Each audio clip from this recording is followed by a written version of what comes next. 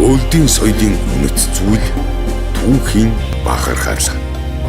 Өөл дуртын дуу, ардын дуу, бие биелгээ, цохиур хөгжим, бэлэгт үгсээс эхлээд өвөрмөц айдан, их шиг аялгау, эрх зүйлэл, бодролт уртын, богны ардын дуунууд, эхлийн тадлах, хуурын чавхтас, иш хөргийн дурсгал, бичиг үсгийн соёл, энэ бүхэн өөл дугсааны соёлын үнэт нандин өв сангийн ерөнхий нэр шилбэлээ.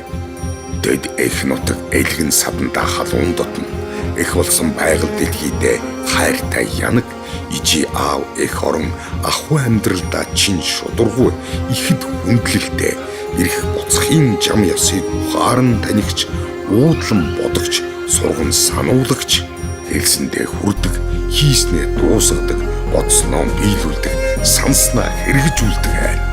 Энэ бүхэн өөлд түмний үнэт нандин чанар, дотоод сэтгэл, ухааных нь хил хязгаар билээ. Тэд хорд болон таас нэрт хөдөгт тоглоомоор оюунаа зэнгүүлж, тархиан цэнгэлдэг. Хонь атуу тэргүүд, халуун хажууд малынхаан буйнд өөдөлдөг, хөдлөн өрч түмэн, цорос өөлд, эрийн зүрхэнд, эх орончийн цус буцаж явдгийн учир нь гарн халуун, цорос өөлдүүд тэнгэр багандах ориглууд шигээ цог хиймэр нь бадарч байдаг гэнэ.